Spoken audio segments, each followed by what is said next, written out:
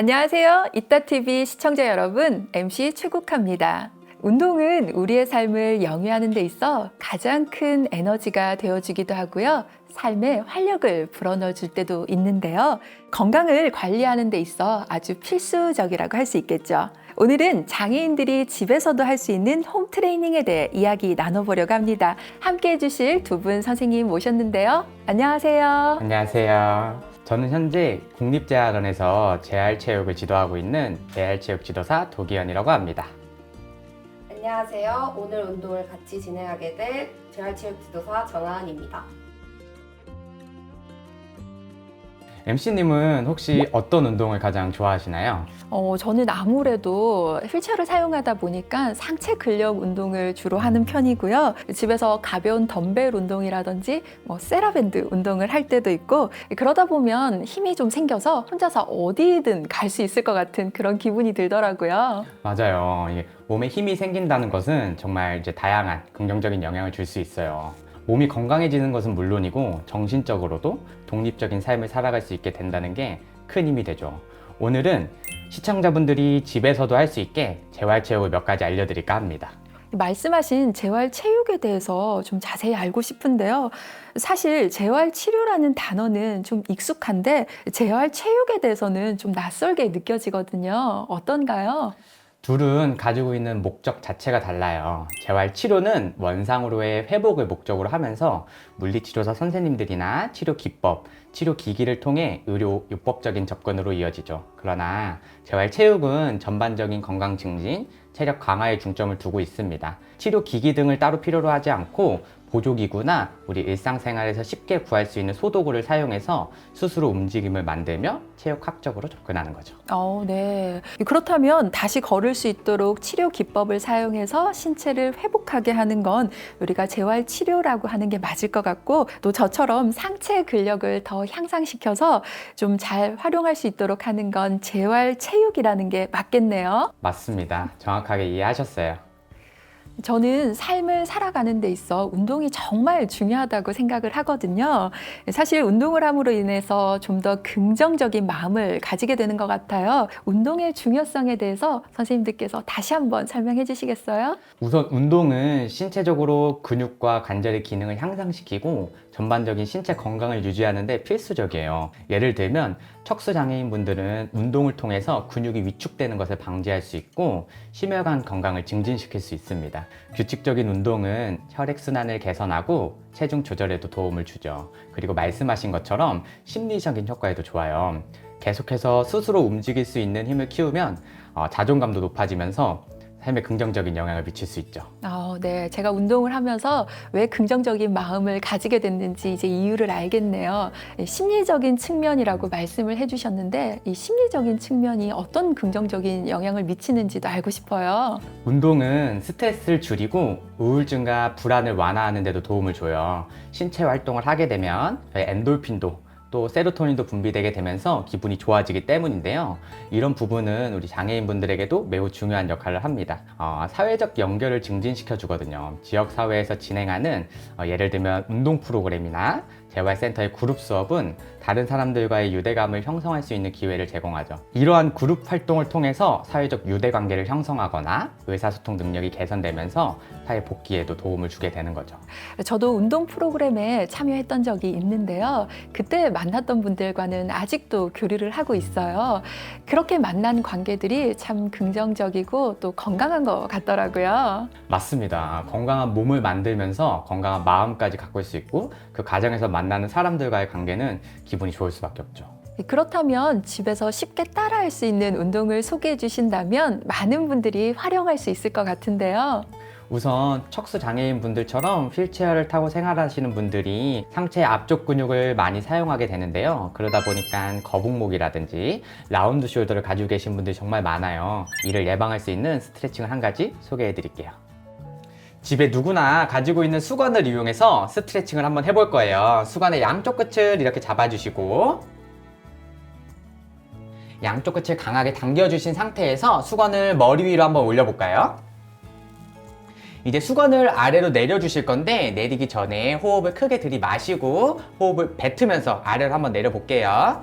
후 후 뱉으면서 수건을 내리실 때 주의하셔야 할 점이 수건하고 머리 뒤에가 너무 멀어지지 않도록 해주시는 것이 좋습니다. 반대로 수건을 머리 위로 올리실 때 어깨가 으쓱 올라가지 않도록 어깨는 아래로 잘 고정해 두신 상태에서 운동을 진행해 주시는 것이 좋아요. 우리 3번만 한번 같이 해볼까요? 호흡 크게 들이마시고 뱉으면서 하나, 후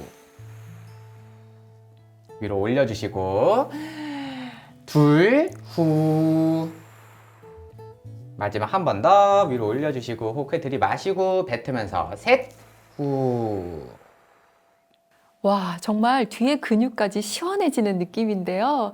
어깨 날개뼈까지 쫙 펴지는 그런 기분이 드네요. 그렇죠. 이렇게 꾸준히 반복하다 보면 우리 거북목이나 라운드 숄더를 예방하고 좋은 자세를 유지할 수 있게 됩니다. 사실 저도 휠체어를 타다 보니까 어깨가 아플 때가 많거든요. 이런 어깨에 좀 도움이 될 만한 좋은 운동이 있을까요? 그럼요. 어깨 근육을 과하게 사용하거나 반대로 아예 사용하지 않을 경우에는 상체 근육에 어려움을 느낄 수 있어요. 어깨에 좋은 스트레칭 소개해 드리도록 할게요.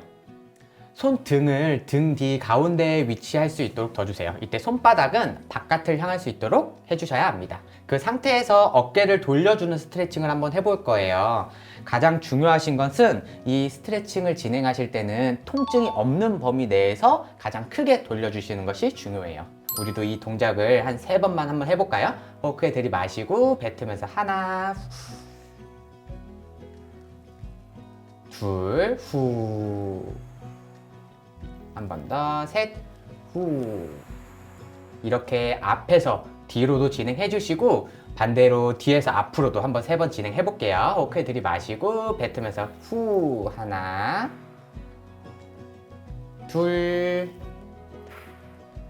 마지막 한 번 더, 후, 셋. 와, 이 운동은 아무런 도구 없이도 할 수 있어서 더 편하고 좋은 것 같은데요. 사실 저도 방송을 시작하기 전에 대기 시간이 길다 보니까 이런 운동을 틈틈이 활용해서 하면 너무 좋을 것 같습니다. 맞아요. 이렇게 쉽고 작은 것부터 하나하나 해 나가면서 꾸준히 성취감을 느끼시는 것도 중요합니다. 저도 휠체어를 사용하다 보니 팔목이나 팔꿈치가 아픈 경우가 덜어 있더라고요. 이럴 때 좀 강화할 수 있는 좋은 운동이 있으면 소개해 주시죠. 그럼요. 척수 장애인 분들 중에서는 상체 근육을 너무 무리하게 사용하게 되다 보니까 팔꿈치나 팔목 등에 통증이 오기 쉬운데요. 이런 것을 예방하고 완화하기 위한 스트레칭을 알려드릴게요. 사실 이 운동은 손목 건초염을 진단하기 위한 테스트 중에 한 가지인데요. 먼저 엄지손가락을 손바닥 안에 넣어주시고 나머지 4손가락으로 엄지손가락을 가볍게 말아주신 상태에서 손목을 아래쪽으로 한번 움직여 볼까요? 이때 위쪽에 통증이 너무 심하지 않은 범위 내에서 운동을 실시해 주시는 것이 좋을 것 같습니다. 우리 같이 3번만 해보겠습니다. 하나, 둘, 마지막 한 번 더, 셋. 이 운동은 양손을 함께 하지 마시고 한 손씩 번갈아 가면서 하는 게 좋습니다. 네, 이 운동을 할 때 통증이 느껴지시는 분들도 계시고 또 아닌 분들도 계실 텐데요. 이럴 때 너무 무리하게 하시지 말고 자신에게 맞는 범위 내에서 활용하시면 너무 좋을 것 같습니다. 마지막으로 덤벨을 이용한 어깨 근력 운동을 소개해 드리려고 해요. 그런데 집에 덤벨이 없는 분들도 계실 거잖아요. 그럴 때 대체할 만한 좋은 거 있을까요? 그럼요. 만약에 댁에 덤벨이 없으시다면 흔히 구할 수 있는 생수통으로 운동을 대체하셔도 좋고, 나는 그립이 잘 나오지 않아서 생수통이나 덤벨을 잡을 수 없다고 하시는 분들은 모래주머니를 손목에 감싸서 운동을 진행해 주셔도 좋습니다. 먼저 양 손바닥이 정면을 볼 수 있도록 덤벨을 잡아주세요. 그리고 양손으로 큰 동그라미를 그리면서 팔을 올려 볼 건데, 이때 등받이에서 등을 뗄 수 있으시다면 등받이에서 등을 떼고 운동을 진행해 주시는 것이 더 좋지만, 만약에 나는 등받이에서 등을 떼기가 어렵다고 하시는 분들은 등받이에 등을 기대고 운동을 진행해 주셔도 좋아요.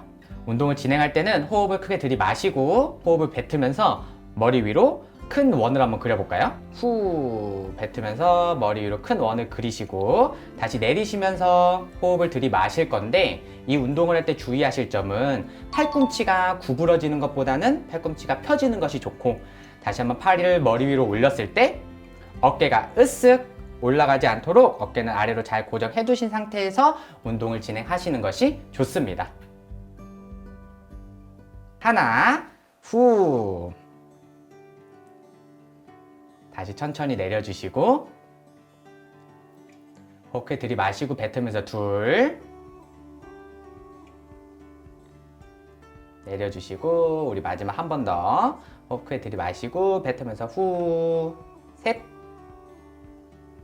이 운동을 진행하시기에 나는 팔을 귀 위로 들면 어깨가 아프시다고 하시는 분들은 처음에는 팔을 너무 많이 드시지 마시고 통증이 없는 범위 내에서 점차적으로 팔을 점점 높여 올려주시는 것이 좋아요.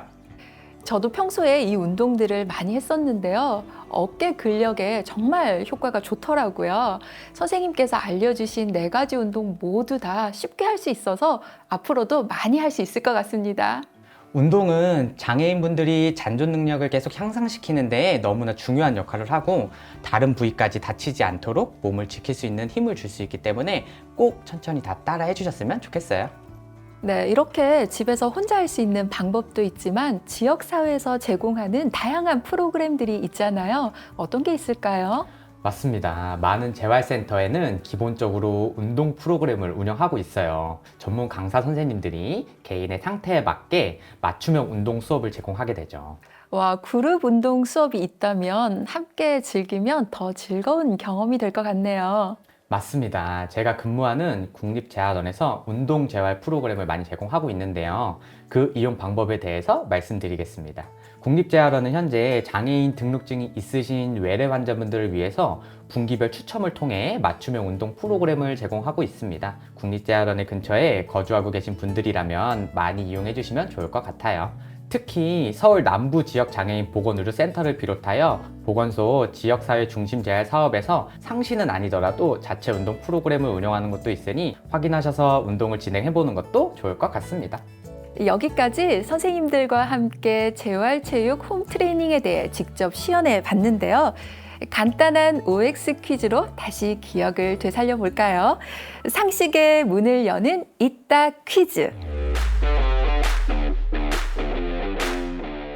휠체어를 사용할 때 상체 근력이 중요하다. 정답은 O입니다. 휠체어를 스스로 움직이기 위해서는 상체 근력이 중요하기 때문에 꾸준한 운동을 통해서 증진시켜야 해요. 이를 통해 보다 더 독립적인 생활을 유지할 수 있게 됩니다. 재활체육을 진행할 때는 치료기기가 필요하다. 정답은 X입니다. 재활체육은 치료기기보다는 지도자의 도움과 일상생활에서 쉽게 구할 수 있는 소도구를 이용해서 스스로 몸을 움직이도록 하는 게 특징이에요. 오늘은 장애인 재활체육과 운동의 중요성에 대해 정말 많은 걸 배울 수 있었는데요. 특히 저도 일상에서 쉽게 따라할 수 있는 운동을 많이 배워서 좋았습니다. 선생님, 혹시 마지막으로 해주실 말씀 있으실까요? 운동은 단순한 신체 활동을 넘어서서 정신적, 사회적, 그리고 신체적 건강을 모두 증진시키는 중요한 요소예요. 오늘 배운 운동을 통해 여러분이 건강한 일상을 만들어 가시기를 바랍니다. 저도 오늘부터 당장 운동을 시작해야겠네요. 감사합니다. 오늘도 도움이 되셨다면 이따TV 구독, 좋아요 부탁드립니다.